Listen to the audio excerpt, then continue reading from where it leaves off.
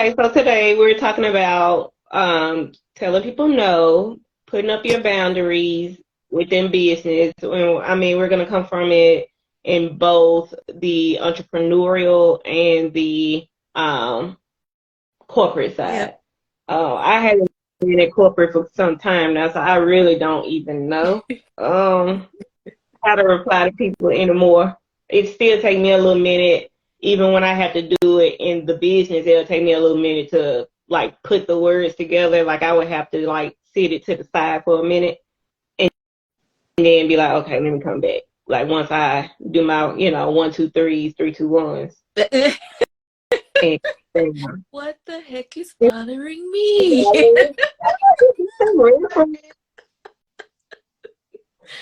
Oh shoot, that's old school right there, girl. You took me back.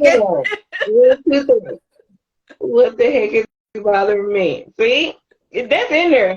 That's 90s. That's that woo 90s childhood.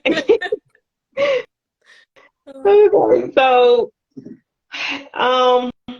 luckily, we don't have to do it all. I don't have to do it often. I'm not sure about other people, but I certainly don't have to do it too often. But I had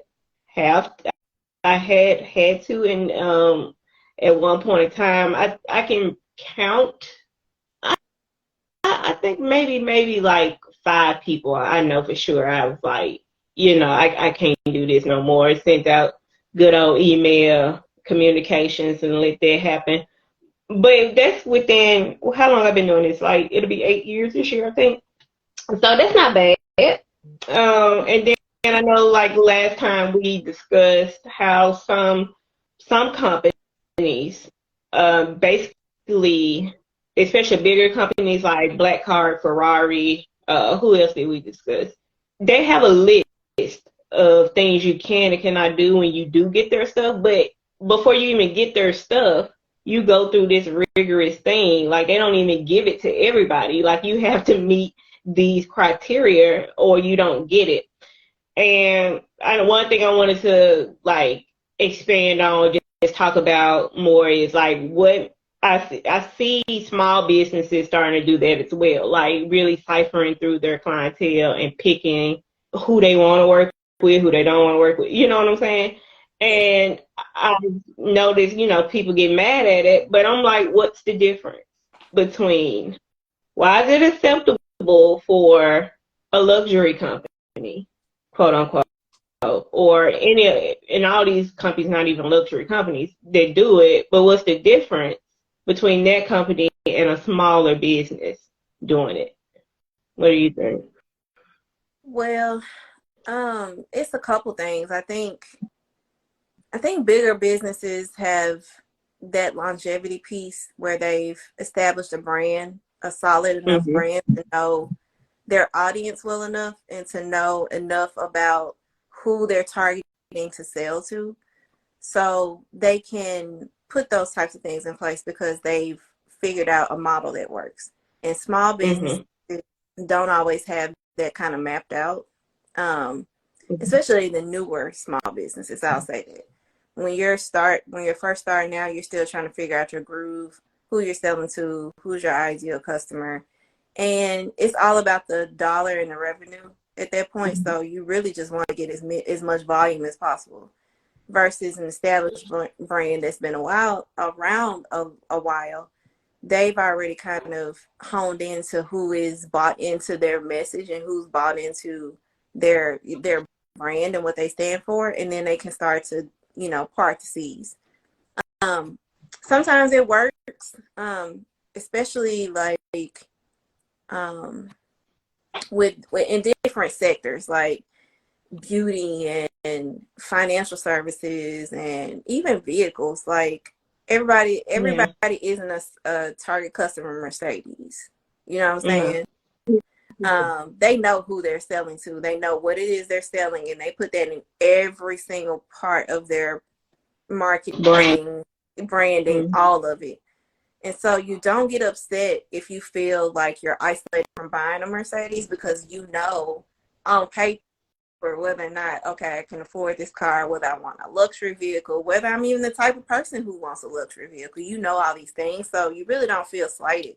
But it's crazy how that works. Like, I think it's mostly a timing thing, and it's studying your sales and your revenue and your marketing to understand who really resonates with what it is that you're trying to do.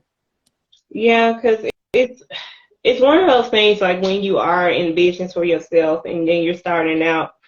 I know it's two paths you can go. Yes, you can go through the revenue and the client building path, like you take on everybody and do everything just to get their volume in, get their revenue in, just to build your name. And then you can go on the other path, which is going to take a whole lot longer. It is the scenic route, and starting how you want to finish, basically. Like, if you are trying to weed out those people from the beginning, that is going to take you longer. It is going to rub people the wrong way, because like you said earlier, that is, like, when we're talking vehicles, financial, certain companies, it's not, you don't feel slighted, because it's like, well, I want their client anyway. But with a smaller scale business, you feel as though I can afford that and all those things. Like, I can be a client, but I'm getting excluded because I don't fit the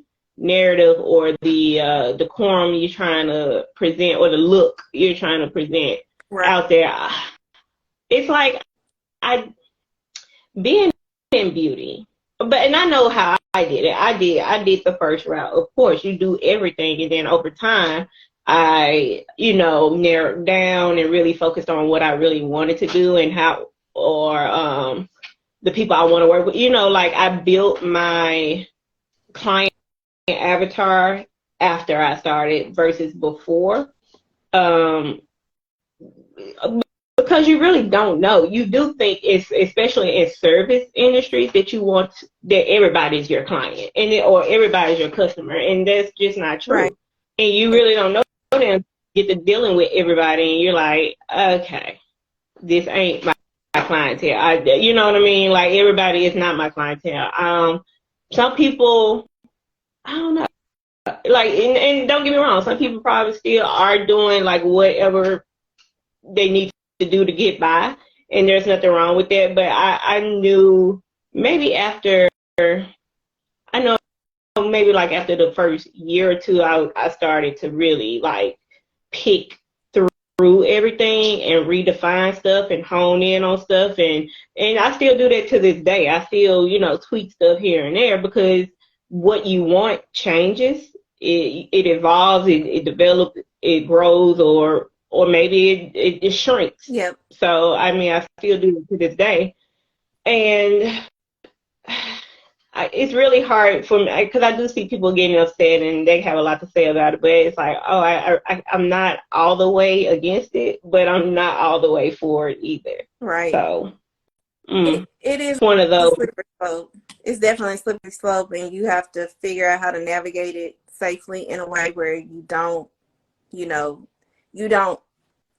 unintentionally disconnect from your target audience, because you don't want to come off like you're so exclusive that people don't, the person that you want doesn't want to do business with you because you're that exclusive. So it's definitely a slippery slope.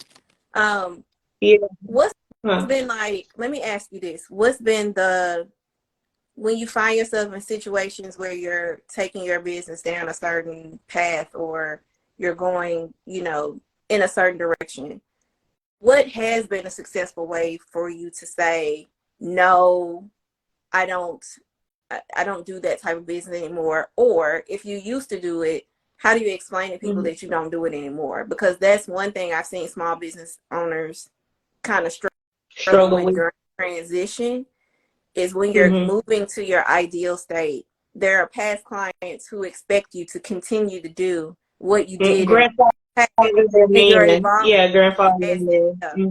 how do you explain to them? How do you tell them this is transitioning to something else, and what I used to do for you, I can't support it anymore? Honestly, if you have a online presence or like booking system or website, it makes it so much easier. Because with a booking system or a website, you can just take it off. If it's not Mm, yeah. there for purchase, if it's not there for you to purchase, if it's not there for you to buy, you know, that's the easiest way. To be perfectly honest, that is the easiest way. It's the easiest way to go up on your prices. It's the easiest way to take off services. It's the easiest way to put on services. It's the easiest way to change your scheduling, Yeah. your calendar, like your availability. Say you want to kind of pull back some, but you also don't want to explain to every single body that comes in contact with you that you're doing that. You can do that in one fell swoop with just switching the availability or switching those prices, switching their access to you. That's the easiest way. The Yeah. easiest way. And it's already right there. People see what it is. They can you can have a description there. They can read that, and if they are okay with that, they move forward. And if they're not, they kind of weed themselves out. Mm-hmm. But if you don't have that, I hope you do have at least your client's your like a text message group or an email group. That's the second easiest way. Come up with like a draft, just explaining what you're doing. Hey, I'm going up on prices and X, Y on this day, or hey, as of you can give people a time period, like that way you just don't like pull the rug from underneath them. Yeah. Hey, I won't be doing this anymore after May or whatever. Tell them early, you know what I mean? That way if they give them a chance to find somebody else or somewhere else to get their services or whatever. So that's a good way of doing it. That's the second easiest way of doing it. And the absolute most difficult way is explaining it person by person by person. I do not recommend that at all. It's the ghetto. We don't recommend. I do not recommend it whatsoever. Now, if you got a really big following online, like on your social media platforms or whatever, you could, put out a blast on there and possibly go live, possibly do a Q&A, possibly just do a post with a really detailed description in there, a caption or whatever. That'll be your third easiest way, but the absolute hardest way. And it's the hardest way because one, you're reciting this script. Two, you give people too many chances to question you and talk you out of what you're trying to do, or give you that sympathy, like, but what about me? Or like you're setting yourself up, especially if you're somebody who doesn't like confrontation or who can't say no or who's not really good with boundaries. You're going to be stuck in a position where you're doing things that you don't want to do or dealing with people that you don't want to deal with. Yeah. Or if you're just not a talker, now you're talking to like a million people. Yeah. You brought up a good point that I kind of want to go into for a second, and that is one of the biggest things I've seen small business owners and entrepreneurs do that's just wrong, and y'all can call me out. You can say I disagree or whatever, but yeah, I really want to dive into the access that you give to your clients, because when office hours are office hours, those are office hours. And if they contact you outside of office hours, why are you responding? It's outside of office hours. Like, why are you giving so much of yourself when you're supposed to be on these downtimes? And this is one of the biggest boundary violations I see on a consistent basis. Mm-hmm. Like, you don't have to respond right then and there. You can wait until the next day. They know when you open. They know your hours. They know when you're operational.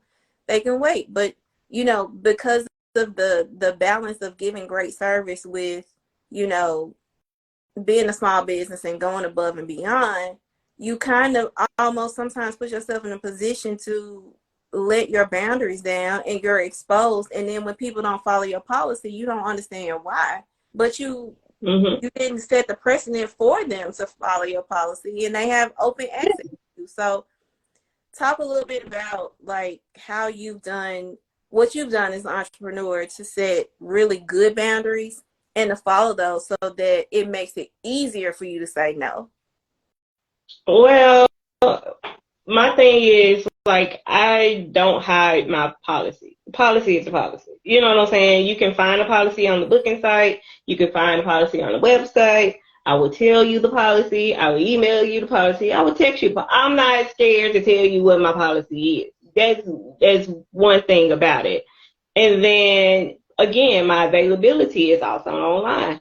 If I'm not texting you back on a Sunday or emailing you back on a Sunday and you get upset, that's on you. It got Right. that's initially anyway. I'm that type of person. Like if that's you and you don't want to do business with me because I don't want to talk to you on my day off, be mad. You're gonna be mad. You're just gonna be mad because as much as I love what I do and as much as I love my regular clientele, they already know I might not even text them back on a working day just because it just might get lost.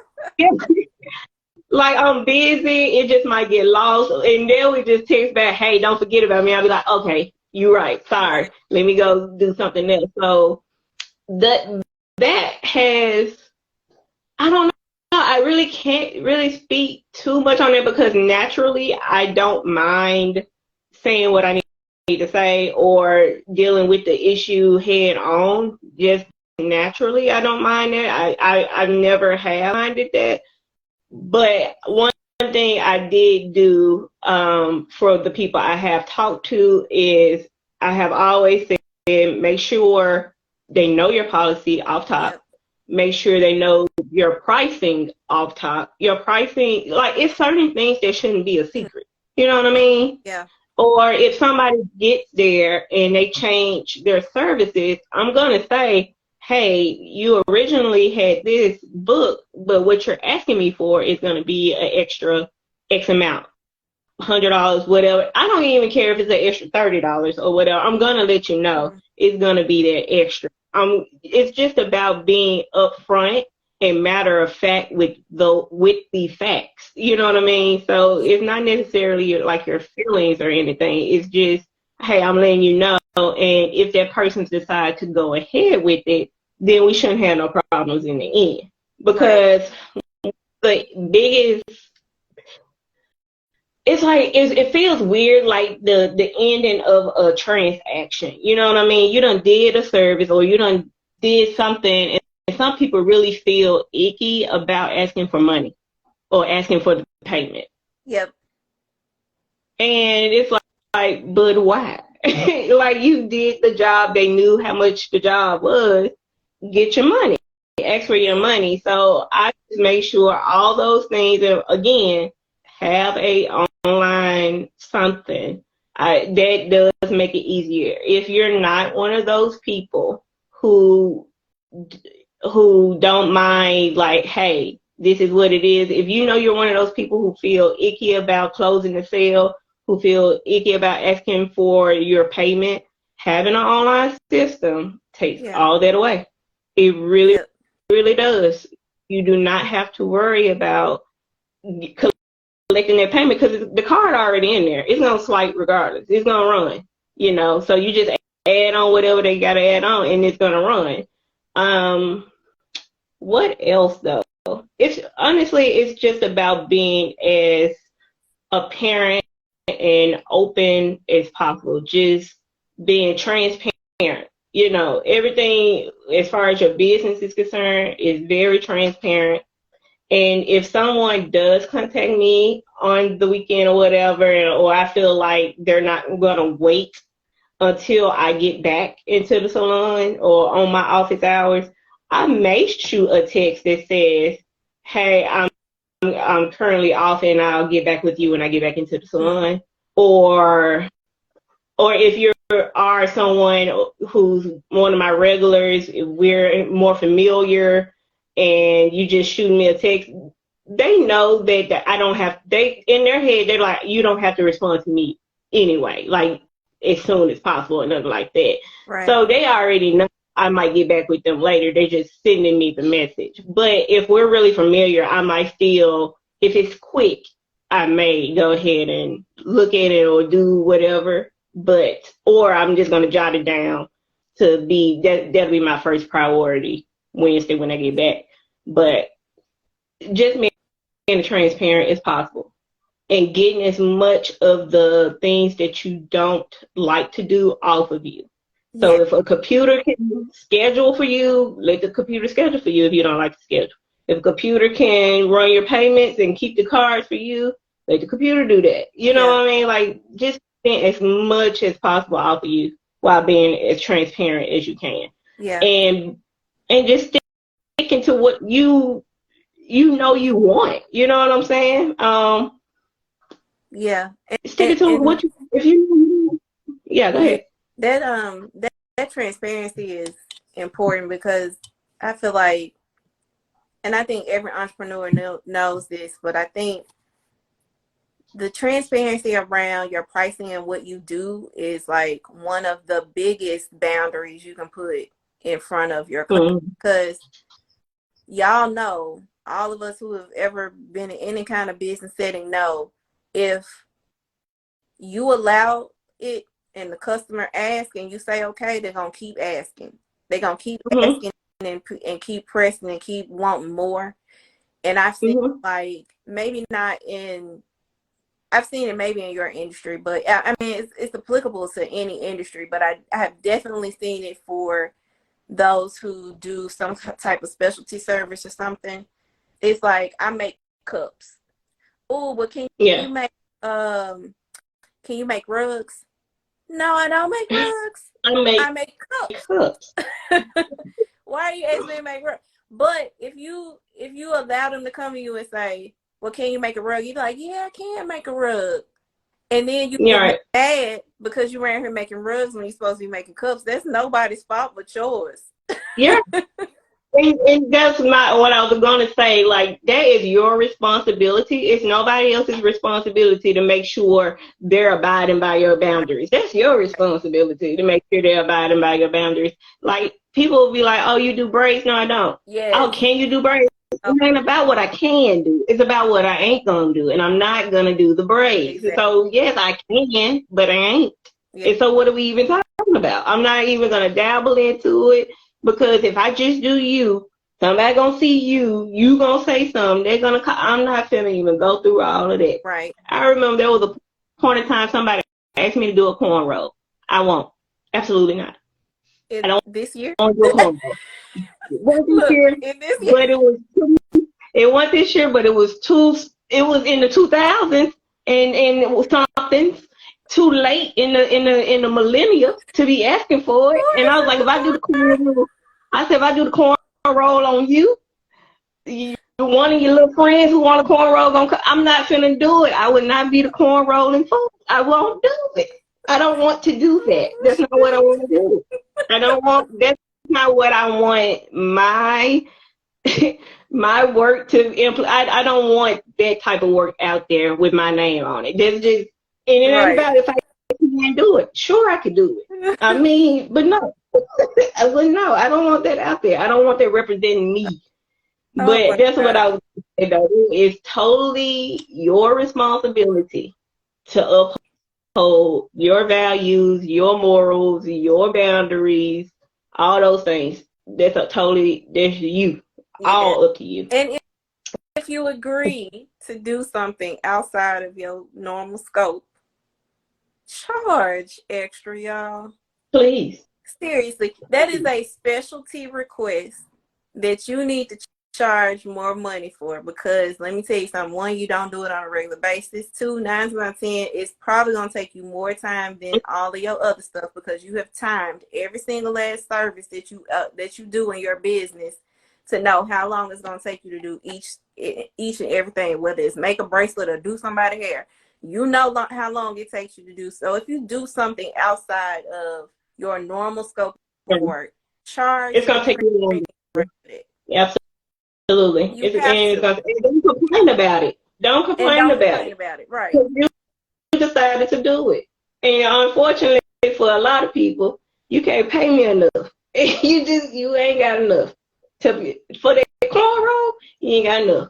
For some braids, you ain't got enough. You don't have enough. You ain't willing to pay me what I want to make to do certain things. Yes. Because even though I might have started there, that's definitely not where I'm finishing. And the way I am now, I know I wouldn't be fast at that. You will be my only person for the day. I know what I can make in a day if you weren't on my books. And I want you to pay me all that money I'm missing because you on my books. And you ain't finna do that. Right. You're not going to do that.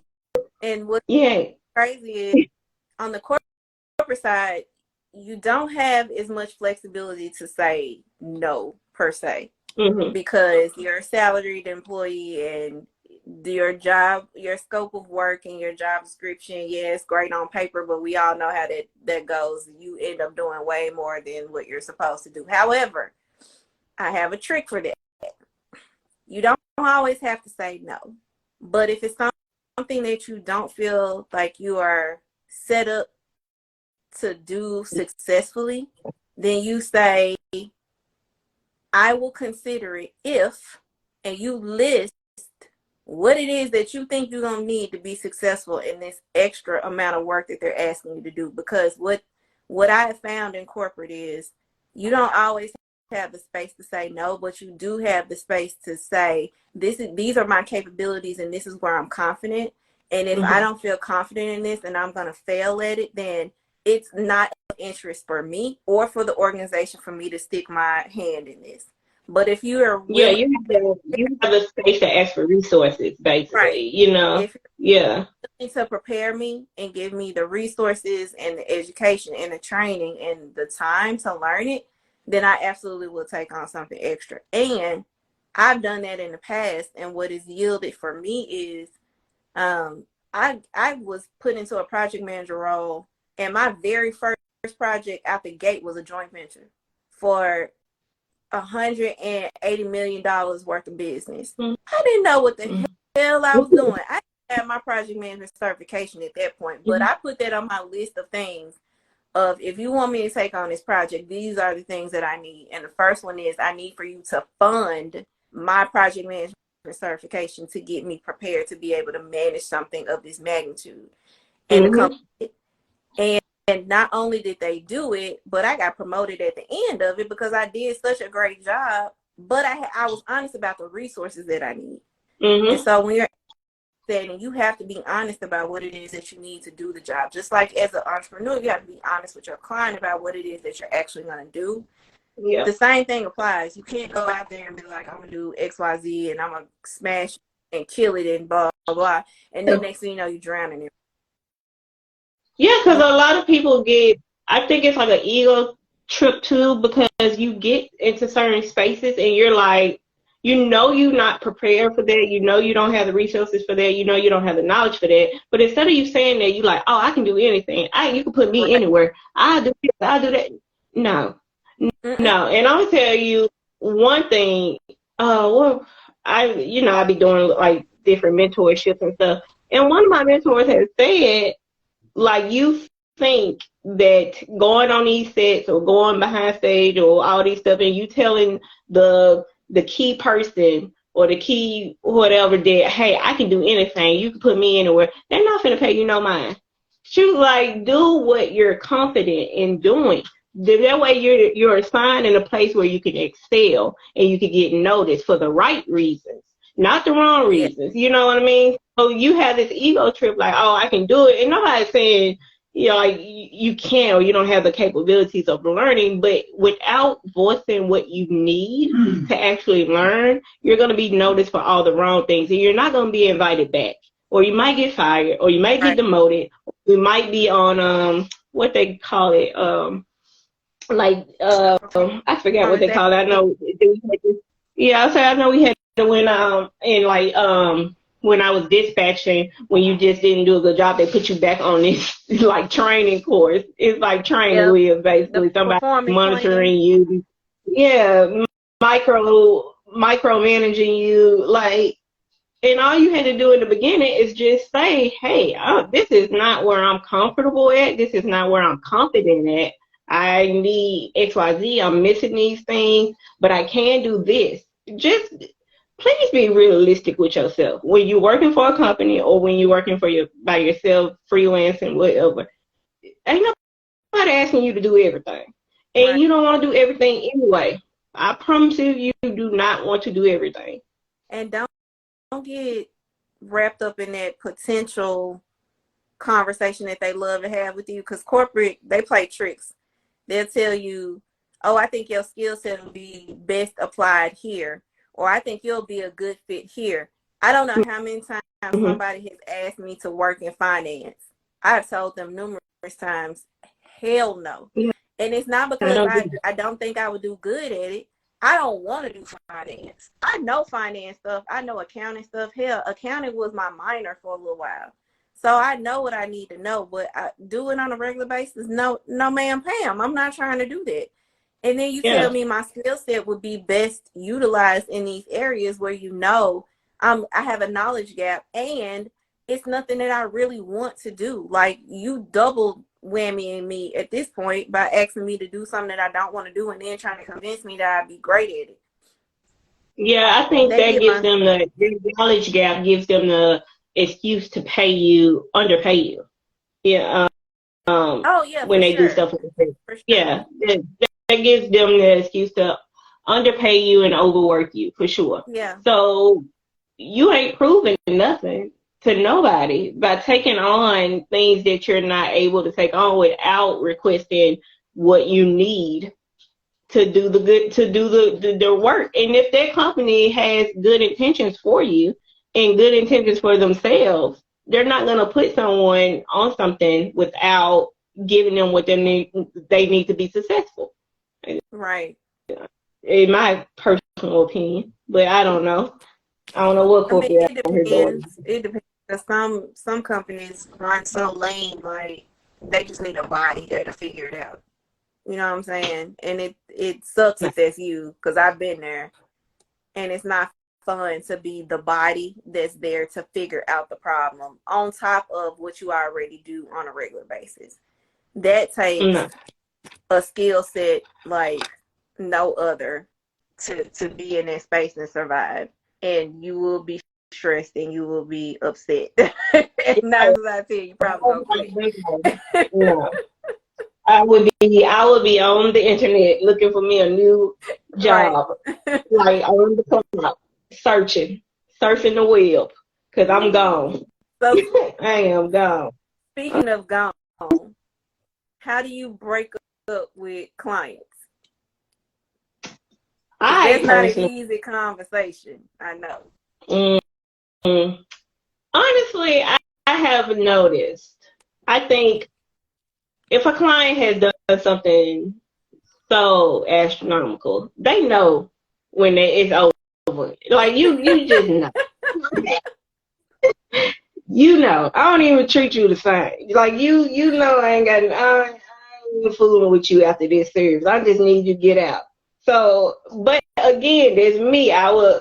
You gonna feel it. You are gonna feel it like, oh, she don't like me. Absolutely not. But I have, as of late, because I have one time, and I'm gonna make sure I don't get to this point again. I have just lost it. Well, not like lost it, like I'm screaming and cussing at you, but I remember this client had said something, and it was on the lines of, I know I be getting on your nerves and wearing you out. And I'm like, yes, I absolutely agree. You do. I didn't try to sugarcoat it. I'm like, and then I just went down the list of grievances that I was putting up with. But again, that was me going against my norm of just nipping it in the bud. Like, but I'm sitting here like, well, no, let me just stop. Maybe I'm being, just doubting myself. I'm like, let me just give it some time. And I shouldn't have. I should have just been like, hey, this is the issue at hand. Right. But I personally have a email template already out, and on top of that, I will email it and I will also text it to you. And if you want. I don't mind having a conversation with you, but honestly, in my opinion, once I get to the point, it really ain't no. What are we having a conversation for? I done told you what it is. Like, there's literally nothing you can say to me because once I'm finished, I'm finished.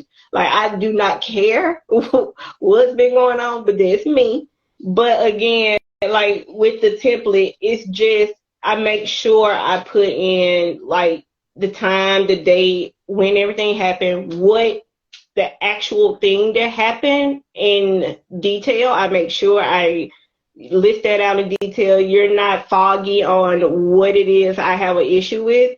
And and if it goes against whatever it goes against, like my boundaries, my policy, my maybe even my moral standards, I just can't be in a room with you, especially if you're one of those people who love having those controversial topic, like conversations, or like you just one of those people that just drain and have certain, like maybe I just can't deal with that because I'm with you for an extended amount of time. I'm going to be with you for at least an hour and a half, 2 hours, right. Close proximity, right. With just you three. So that has to kind of mesh well. Like we don't even have to be the best of friends, but respectability has to be there at the very least. So maybe that's not there, but I make sure to put that on there. Like, hey, this thing that happened on this day at this time, when it gets this thing, and I can't personally service you anymore. And I would either give you a recommendation of who can, or I would be like, unfortunately, I don't know anyone who can, or where you can go, or whatever. But it's never personal. It is what it is. Everybody is, and it's just coming to a maturity of knowing everybody isn't for me and I'm not for everybody, and that's perfectly fine. Right. And so what if y'all just not, like, what if they didn't do anything? What if y'all just not vibing? Like, what if the energy is off and you just like, I'm getting bad vibes. I don't really think I want to. Yes, that just depends. If it's just you're just not my cup of tea, but you're not doing anything honestly disrespectful or anything like that, or you don't talk, or I can muster through that. It's just you're just not my favorite person. Whatever. Yeah. I can muster through that. It's different when your energy is off, you got bad vibes, and you're also disrespectful. You're also, poke the bear. You just a troll, basically. That's something totally different.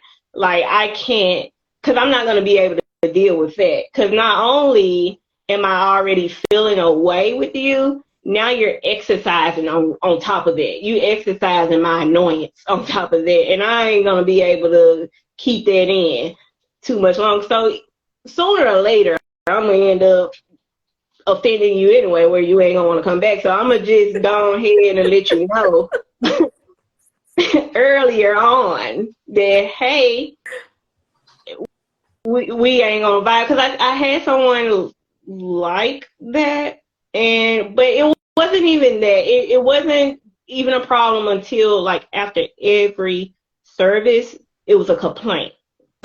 Or try to get money back, or I need a redo. Like every service, but you still come back. You still come back. That's interesting. Every other week or every week. Right. So it began to be a problem after this. Like, so what I just did was, hey, I surely, and this was a conversation like, look, I don't want you to come to me and you're disappointed every time. Mm-hmm. You know what I mean? I would love for you to spend your money in a place where you're going to be happy and enjoy who you're around and enjoy your hairstyle without the extra feedback, complaints, all this stuff. Because I personally don't spend my money in places I'm not happy. Right. So it doesn't make sense for you to do that. And they came back with oh, no, it's not that. It doesn't matter. It don't matter if it was that or not. I'm telling you, once the spill starts to happen, once I start the separation, it's over.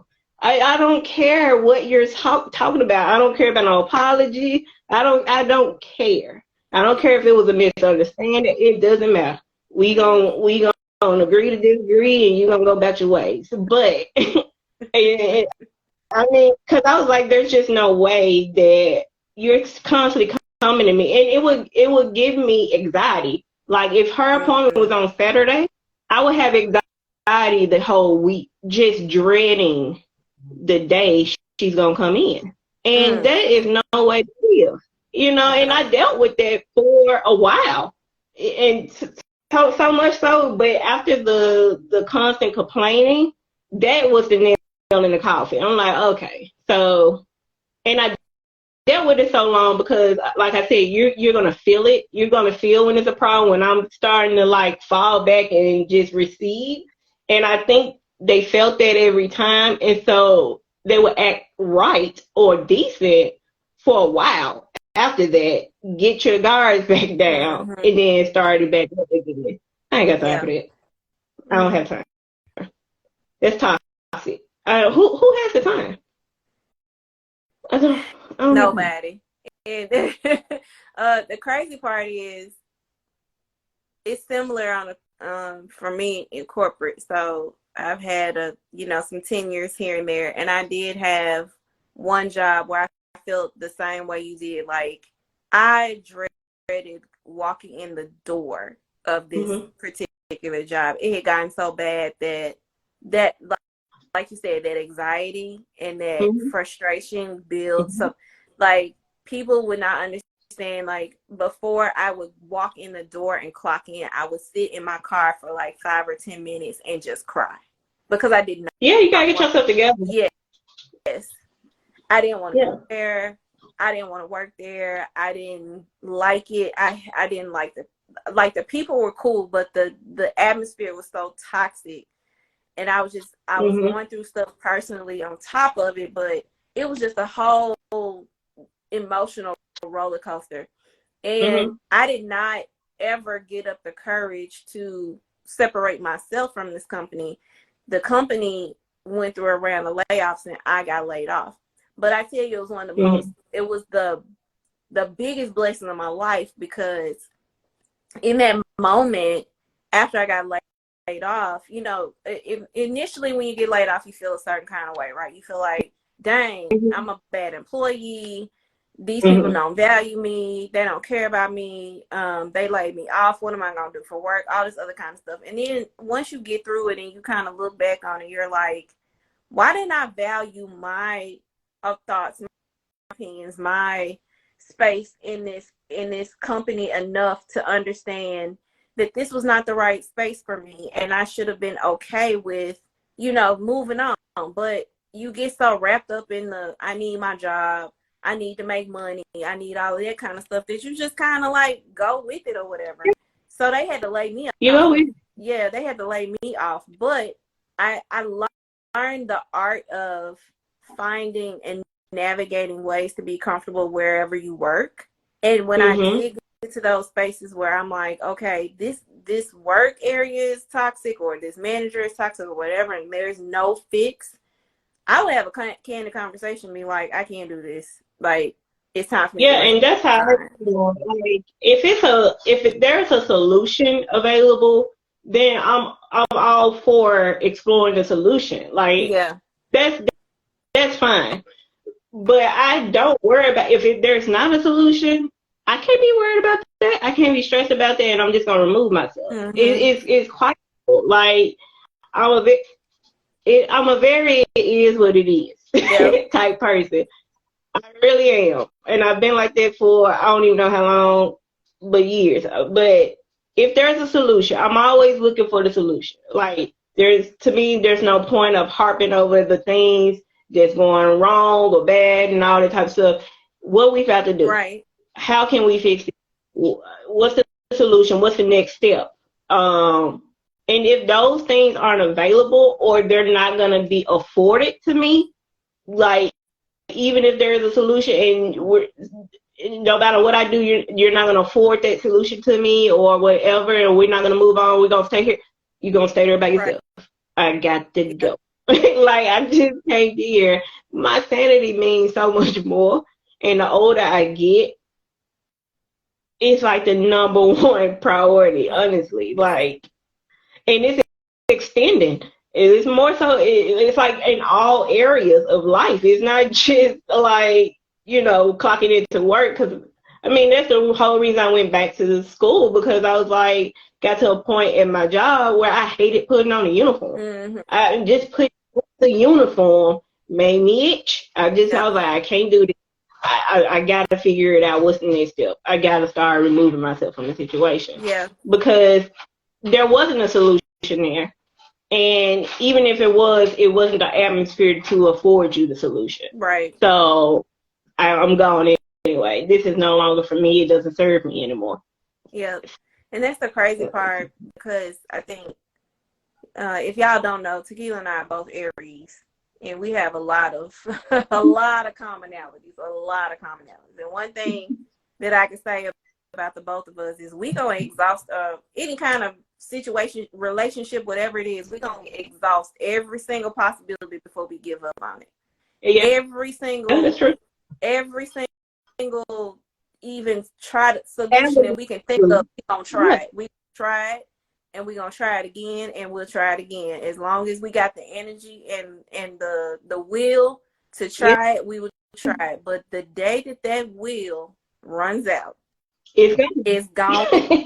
Don't come back.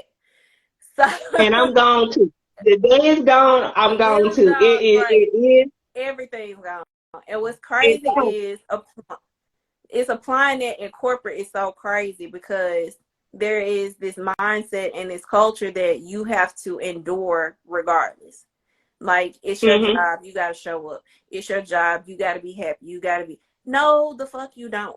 Like, you can find a company out there that will hire you, and it may take some time. And I'm not telling anybody to quit their job tomorrow, because I've never quit a job without having a backup.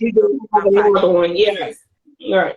I've never done it. Never have I ever quit a job and not have my new job already lined up. And when I say already lined up, I don't mean I got an offer letter. I mean I got an offer letter. I went through a background check and I signed all paperwork. Yeah, actually, when I quit, I'm actually working there. I might be having 2 jobs for like a week or so. Right. Like, so I'm actually working already if I'm quitting. So. But yes, I'm definitely, you are too, those type of people. Like, look, I'm not saying just turn your back and just roll out. That's why I was like, even though I might not like the person or the energy might be off or whatever, and you have to me, I'd be thinking like, well, maybe this person is just like that. They're just timid around other people. They're not very open, whatever. That's fine.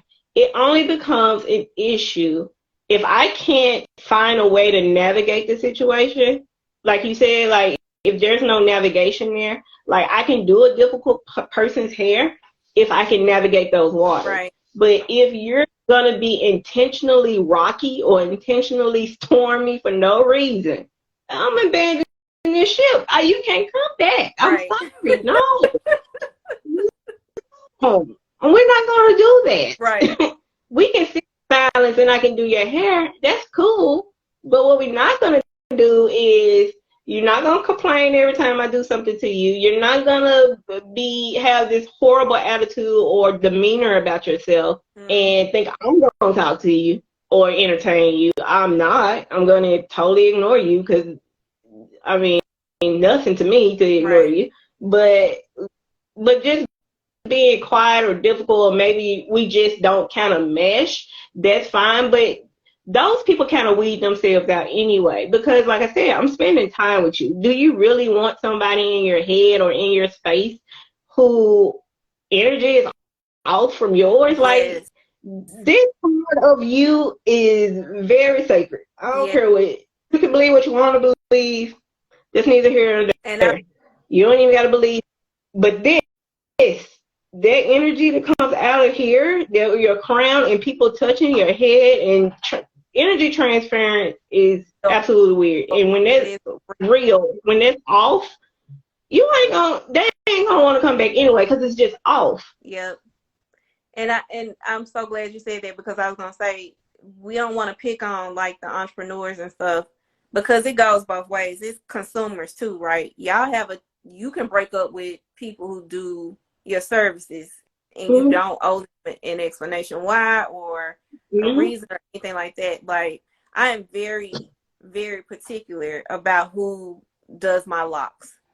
And it's because it's my hair, and my hair, like Tequila just said, my hair is attached to my head, and all of my energy flows up from, the base of me to the crown of me.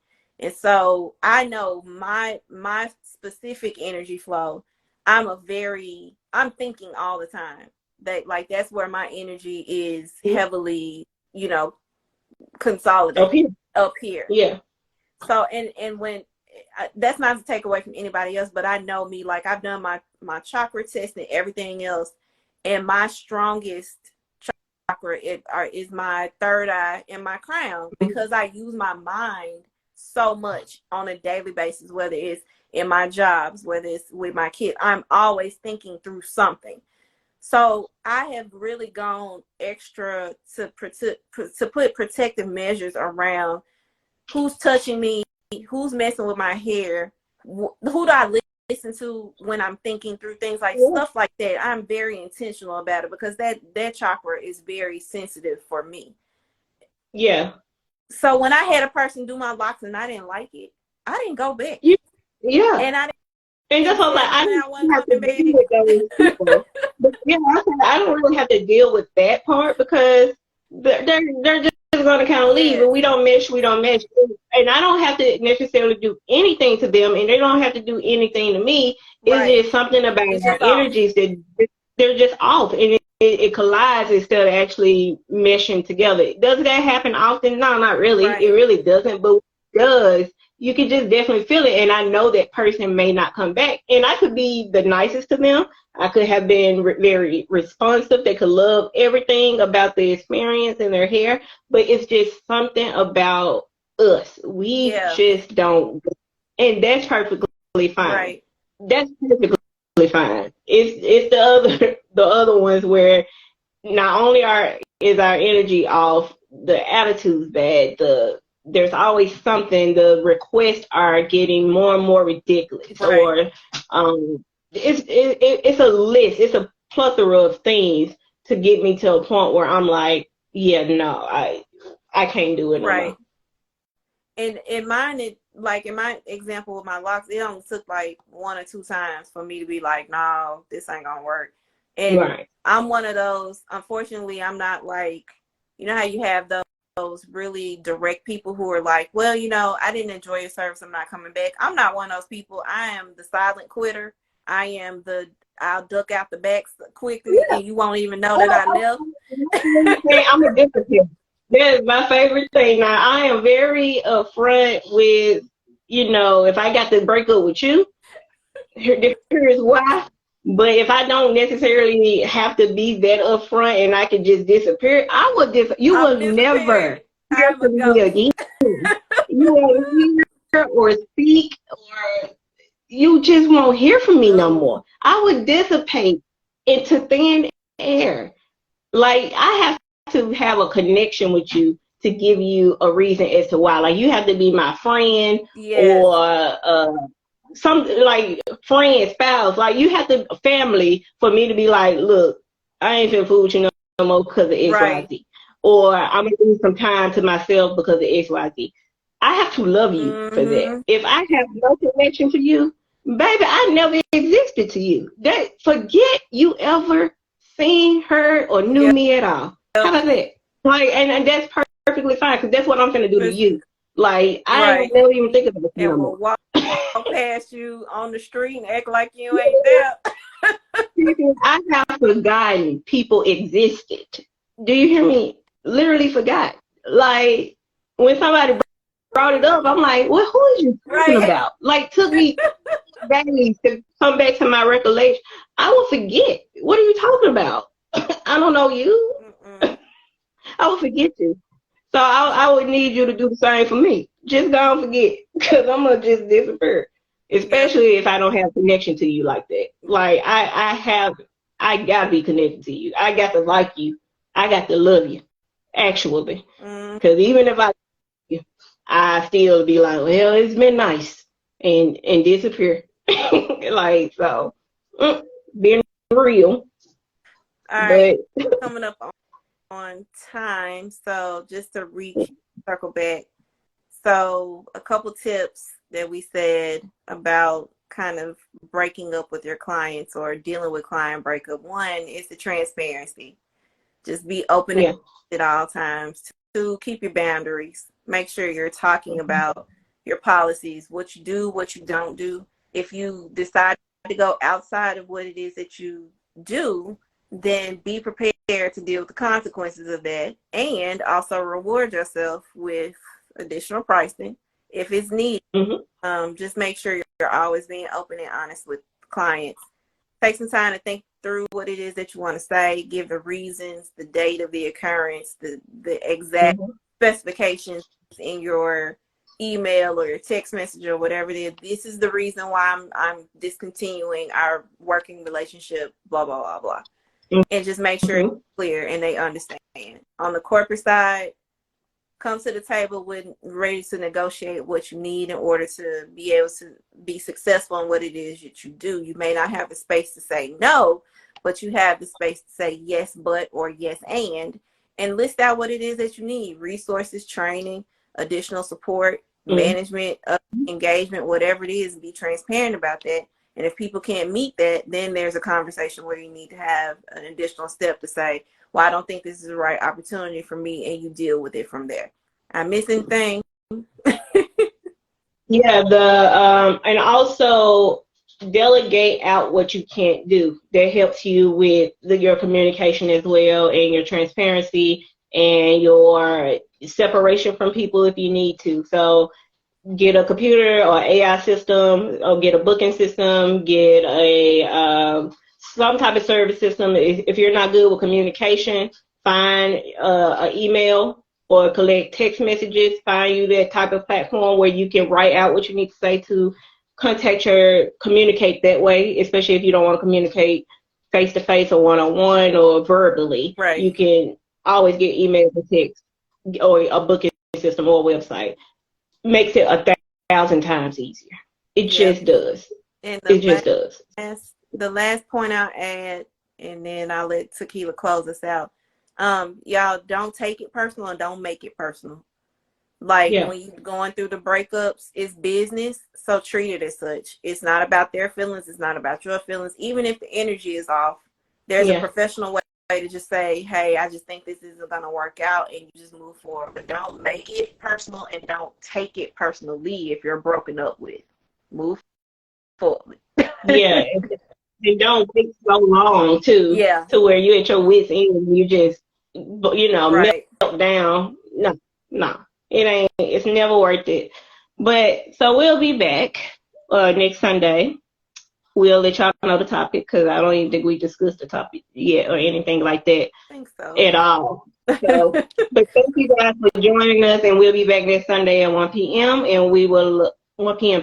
Central, and we would love for y'all to be there. And if there's anything, as always, y'all want us to research or talk about or anything like that, just send us a DM and we'll get on it. So thank you, and we'll see y'all next time.